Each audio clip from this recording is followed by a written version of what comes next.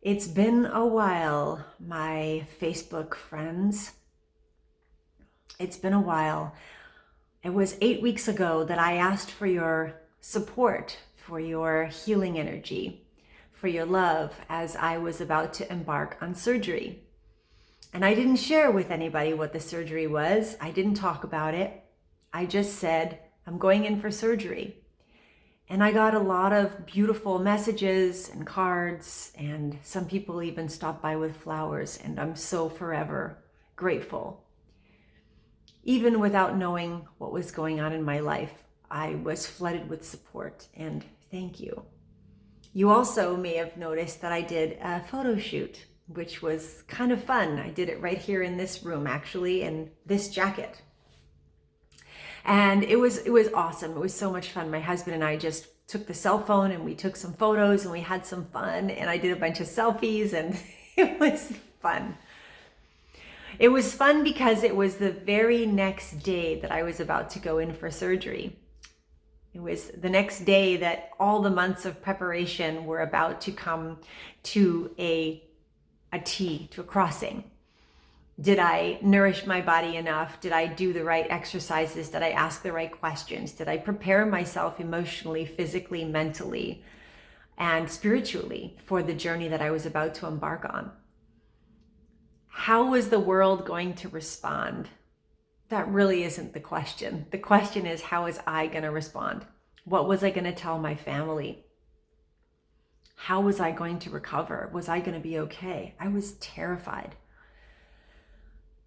As a person that's been in the nutrition world for almost 10 years, healing my own body and in service to others, healing theirs, I felt a responsibility to be super healthy myself. I felt like if I wasn't healthy, if there was anything about me that wasn't idolized as health, then I was a fraud. And I toyed and I struggled with my authenticity because there were times where I wasn't feeling great, where my health wasn't great. And I persevered. And I nourished my body and I nourished my soul, and I would take time outs for meditation. And all I've ever wanted to do is serve, to love on people, to support people, to help people, and to serve. And I found myself in a situation where I needed to serve myself. I needed to heal myself. See, I went from doctor to doctor to doctor and had so many different diagnoses. For the last 10 years, I've had issues with blood, I've had issues with thyroid, I've had issues with mental clarity, memory, sleeping. I've had issues with diagnosis of fibromyalgia and depression. The last 10 years has been a roller coaster. And the doctors, I fired several of them until I found somebody that I thought was awesome and really wasn't much different than the rest. Another diagnosis, another prescription. And if you know me at all, I don't do prescriptions. I just don't. I find a way to heal my body naturally. Traditional Chinese medicine. It's been such a journey. Not being able to have a baby, being labeled infertile. As a woman who prides herself on being healthy and vibrant and in a great relationship full of romance and vitality and life, and just wanting nothing more than to be a mom, to be labeled infertile was tough. The surgeries I went through, having my tubes opened, was tough. Having things put up inside of me to take pictures and being flooded with dye and radiation was tough. But being told that I wasn't going to have a baby, that was probably the toughest thing of all. Tough on the marriage, tough on myself. And all leading up to one gigantic discovery. All these illnesses came to a T for me when I developed a rash all over my body. I had finally taken the trip to Europe that I'd always dreamed about, solo, went back to Poland to explore my biological roots, to meet cousins, to meet aunts and uncles, and to go through graveyards and discover my roots and to feel connected somehow to family that I've never known, to a biological father that's never been in my life. I was so excited for that journey and I loved every minute of it until I developed this horrible rash. And I thought that this rash was from flying on so many different airplanes. I thought missing my period was from all the stress of driving at night in Poland in my little Volkswagen and getting lost on these crazy roads. Or maybe it was eating different foods, or maybe it was being so cold because I wasn't prepared for the weather. Maybe it was just some clothing that I had bought. I bought these beautiful boots in London that cost me like 340 pounds, which was my entire budget for shopping for my whole trip. And I blew it on this beautiful pair of boots that went up to my knee. And I developed this rash on my legs, and I was so certain that it was from the boots. But the rash developed further. It developed onto my upper legs and onto my arms and onto my chest and onto my back and onto my stomach, to a place where I couldn't wear clothing. I was in my pajamas for days and days and days on end because my body couldn't handle anything hugging it. It couldn't handle it. And I was sleeping and I was exhausted and I was frustrated and I was depressed and I was angry, and I started to detox my body, and I detoxed my body, and it just went even worse to the fact where I was scratching myself to bleed. And I was canceling appointments and I was canceling fun with my girlfriends, and I didn't tell anybody. My husband, my beautiful, amazing, my best friend, my husband, saw me suffering. My mom, I love you, Mom, saw me suffering. And we tried so many different things. And it wasn't until I went to my guru, traditional Chinese medicine doctor, and said, please help me. I am just scratching myself to bleed. At this point, my blood work was coming back normal. My heart was normal. All these things were coming back normal. I mean, I ended up with palpitations so bad that it sent me to the ER twice. And yet when I went in to get my heart tested, everything was normal. I wore this harness on my body for 24 hours to test my heart, and everything was normal. I had the heart of an athlete. And yet something was giving me these palpitations and sending me in. So all these different diagnoses, and oh, you're going to need surgery, and you're going to need to take this pill for the rest of your life, and so on and so on and so on and so on and so on, cutting out alcohol, cutting out coffee. And then talking to a really good friend of mine who told me about his wife who had breast implants and developed cancer, breast cancer. And there was a link between her implants and this cancer that she had developed. And she got them out. And she had to have a double mastectomy, both of her boobs taken off. And couldn't deal with the sight of her own body. And the doctors convinced her that this particular implant was safe. And so she put in another set of implants. Because being a woman without breasts, I mean, that's tough. What are breasts? Breasts are given to women to nourish babies, to feed babies, to give life. There are so many reasons for these beautiful things on our bodies not to be altered, not to be cut open and implanted with toxic, heavy metal poisoning. And so I started to think, maybe there's a relationship between all these issues in my body for the past 10 years and my breast implants that I had hidden so well. When I first got them in, I lived in Florida. And there was an expectation to look a certain way in the industry that I was in. And my agents were really gung-ho on how much money I could earn if I had a bigger rack. You see, I was a little bit too tall for most of the clothing that was being sold on the racks. And I was a little bit too fat to work the runways. And I struggled with anorexia and major eating disorders to try to fit in, to try to belong.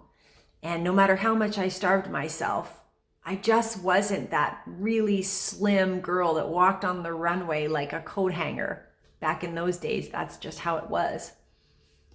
And no matter how much the agents loved me or the photographers loved me, when I put on these clothes from different countries that were in certain sizes for certain heights, like 5'8", being 5'10", these clothes didn't fit. The shoulders didn't fit. The legs were too short. So I found my niche in the modeling industry, which was calendars, and it was German catalogs. And in that, there was this unspoken expectation: blonde hair, 23-inch waist, and big breasts. Well, I had the 23-inch waist, I had the blonde hair, and the blue eyes, and I didn't have the big breasts. I was a 32A. So I went in and I got the surgery. And when I went in for surgery, what were the questions that I wanted to know? Well, I wanted to know, how big were they going to be? How long was the recovery time? And how much was it going to cost? That's all I wanted to know. I wasn't asking, have they been approved? What's the process of putting them in? How does it interfere with the natural flow of the body and the breasts? How does it affect the liver, the kidneys, the heart, the lungs? I didn't think about all the spider veins that are created inside the body and how the connection flows from the armpit all the way down to the groin. I didn't know all of that. I didn't ask those questions. I didn't keep the piece of paper that the doctor's office gave me explaining what everything was and how, if there was ever a problem, to where to go. They told me these were safe and they were good for life. They told me anything happens, you'll know. There's saline, it's natural. There's natural saline in the body. So if you end up with a leak, it's okay, because it'll just leak into your body like the salt water in your body, like the saline in your body. And all you're going to notice is one is going to start to slowly shrink, and you're going to come in and we'll replace it. That was the only concern. They're good for life. So I was proud of these. I wore them proudly. I earned great money. I was actually approached by Playboy 3 times. I was a Budweiser girl in my little bikini top and, making really great money in the pits of the Grand Prix Formula One. I had a blast. I had an amazing time. But then as I got older and I fell in love with the man of my dreams and I wanted to make a baby, get married, make a baby, and I started to have health challenges and I went through all these things that I've already touched on, I didn't realize that there was a connection between these breast implants and me and my fertility. I didn't realize that there was a connection between the breast implants and my lungs.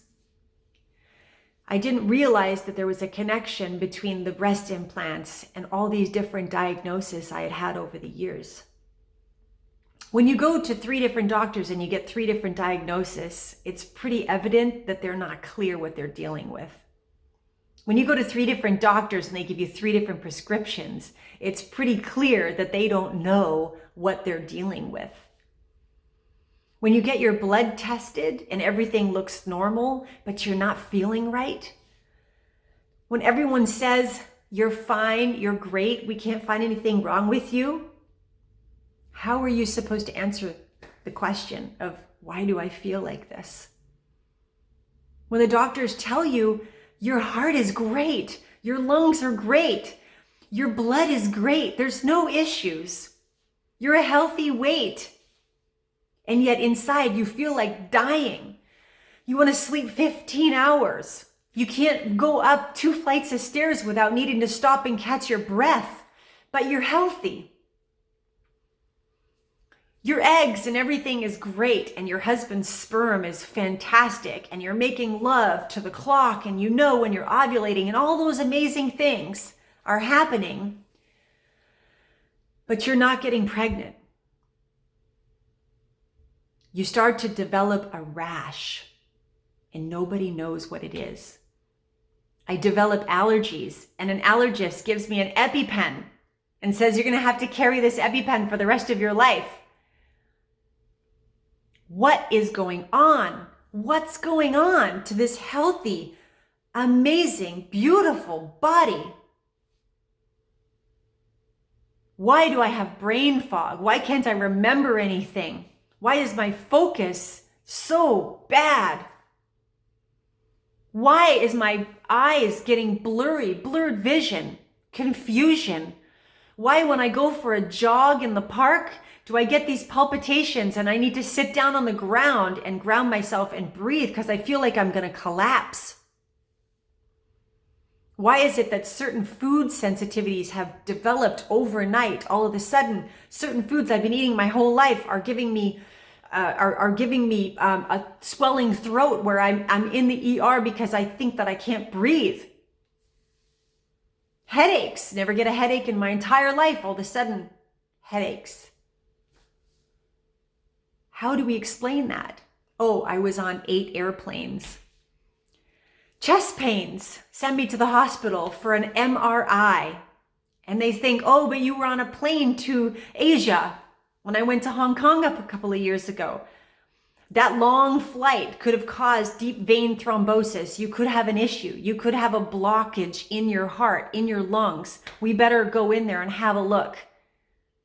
The stuff that I have been through over the past few years just makes me so sad and frustrated that I want to communicate it. I want to share it with you, because how many women out there are suffering with something and they have no idea what it is or why it's happening, but they have breast implants. Breast implants that they were told were safe, breast implants that they told were FDA approved, breast implants that they were told they could be in for life, there was no issues. But come to the doctor every year and we'll check for them, make sure that they're okay. Really? Do you know if there's a leak? Do you know if there's a rupture just by feeling? Can we see that on an X-ray? No. Can we see it on a mammogram? No. Can we see it on thermal imaging? No. How do we know if there's a rupture? By cutting the body open. That's how we know there's a rupture.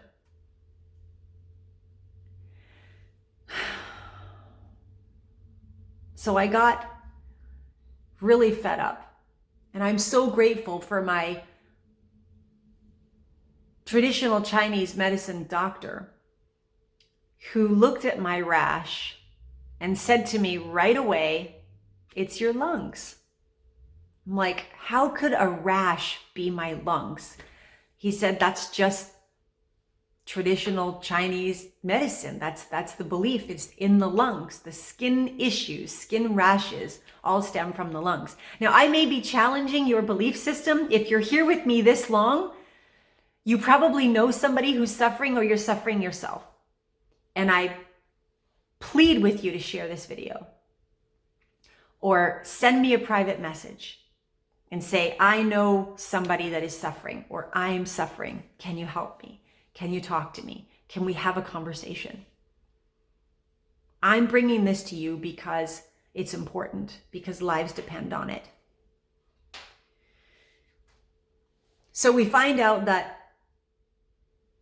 I agree with him that this issue is coming from my lungs because I've been given an EpiPen because my throat was swelling up, and I've been given a label because of all of a sudden I'm eliminating foods I've been eating all my life. And I'm thinking to myself, my gosh, I can never have garlic again. I can never have nuts again. I can never have all these things, ginger. But my beautiful traditional Chinese medicine doctor, God bless him, says to me, Oh, no, no, we'll clean this up. We'll fix it. You'll be fine. We'll clear up your rash. And I tell him that I've got implants in. Right away, he says, get them out. And I am so grateful. He looked at me with such certainty. Now, this guy has treated over 100,000 people in his career. He's in his late 70s. He's just retired a couple of months ago. I cried in his arms that he was retiring, and I'm so grateful for him. But he sacrificed his entire life until his late 70s to serve people. And I think it's my turn. It's my time to serve people, to get this message out and to help as many women, husbands, mothers, fathers, daughters, sisters, aunts, cousins, nieces, nephews, brothers, sisters. So many of us know someone with implants that's harming them. It doesn't matter how safe they say they are. It's a foreign object in the body, and the body's job is to protect the body and to attack something foreign. Not to mention that it can sit on nerves, which can create numbness. It can create cold hands, cold feet, all kinds of things, brain fog, digestive issues. I mean, the gamut is long, thyroid issues. And I'm on a mission to help and to serve women around the world, and husbands who love their women, boyfriends who love their women, sisters who love their sisters, brothers who love their sisters, mothers who love their daughters, and daughters who love their mothers, and fathers who love their daughters. Anybody who's been impacted negatively by breast implants, I'm here to serve you. I'm here to help you. I'm here to share with you what I did, how I did it, how I survived it, and how I'm thriving through it. Because 8 weeks ago, I had that surgery and I had those puppies taken out of me, and I feel fantastic. I have never been clearer than I am right now. I've never felt better, more vitality. I'm eating garlic, I'm eating onions, I'm eating ginger, I'm eating whatever the heck I want. I feel amazing. My skin rash is gone. I'm on no medications whatsoever. And I feel fantastic. Why? Because I got those toxic metal, silicone, saline bags out of my body. And there's so much more to the story, but my gosh, I've gone here for 22 minutes. If you're still watching, thank you. Let's get the message out there. Let's save some lives. You don't have to feel miserable. You don't have to be full of guilt or shame or embarrassed. You don't have to cover it up. I was so embarrassed about my implants for the past 10 years that I didn't talk about them, and I covered them up, and I wore clothing so that people wouldn't know. Isn't that crazy? To spend all that money to put them in, to flaunt them, to all of a sudden hide them and have shame around them and be embarrassed of them, and to get sick by them. I mean, my quality of life was in the toilet, and I am so committed to helping women who might not even realize yet that there's a connection. Maybe you have been feeling issues with your mind, issues with your brain, issues with sleep, skin issues, lung issues, heart palpitations. Maybe you're getting migraine headaches and your throat is swelling up. Maybe you're feeling some of these things and you've got implants and nobody has brought to you that there's a possible connection. I'm here for you. I'm calling myself an explant babe because my boobs don't define me. They don't define anyone. We can be babes with boobs, without boobs. There's no judgment here. I promise you that. If you want to put them in, that's your choice. Let me serve you and support you on the questions to ask and the things to do and the things not to do based on my experience. If you're thinking, oh my gosh, maybe there's a connection. I know somebody who's all of a sudden fallen ill for the last few years, has been struggling with what's wrong, and they haven't been able to figure it out. Maybe they have implants. I'm not sure. How do I have that conversation? Geez, that's kind of weird. I hardly know them. Or it's my boss or my friend's girlfriend, and I don't really want to have that conversation with them. Reach out to me. I'll find a way. You don't have to be involved. Just let me serve them. Let me serve you. Because our life is at stake. To be a mom is at stake. And there's so many amazing alternatives that I can support you with. So that's my story. That's where I was. I prepared for surgery mentally, emotionally, physically, spiritually, and financially, because it was expensive. And my darling husband took time off work to nurse me and take care of me. And it was scary, but I got through it. And I can help you get through it too. So reach out. Let me serve you. Let me support you. Let's have a real conversation. And let's just explore the options. If you're thinking about getting them in, let's have a conversation. I promise not to scare you, just to inform you. Because at the end of the day, it's your body and you got to do what's right for you. And if you have them in and you're thinking, I don't have any issues, if you're still with me right now, you're thinking about it. You don't have to have any issues to get them out. The issues are inevitable. Whether they leak or they don't leak is not really the point. The point is that you have something foreign in your body and your body is reacting. Whether it's back pain or breathing issues, or heaven forbid, they've been recalled and you don't know about it. That's another thing. If you've got them in your body, Google them, Google whatever they are and recall, Google it. Make sure they haven't been recalled. Because if they have, and you don't know about it, that's scary too. There are so many things you need to know. Please reach out to me. Please reach out to me. Months and months and months of research and due diligence is here for you or your loved one. That's it. I will say goodbye. I feel amazing. I'm grateful. It's over. And really, it's just beginning because now my whole mission is to serve. Thanks for watching. And I appreciate all your support and all your love. And I hope you're not too mad at me that I didn't share with you what was going on. You might have had an idea, some of you, but at the end of the day, I'm grateful that it's over and that I'm on the other side thriving. And now I'm here to love on and support you and the people that you care about. I'm Mika Casey, in case you don't know if this is landing on you.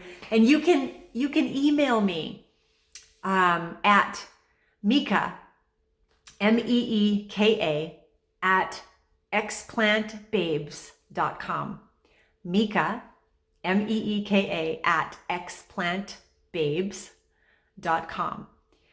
Send me an email. Let me know how you're doing, how I can serve you. If you want to game plan or strategize, I'm here. Let me serve you. Bye.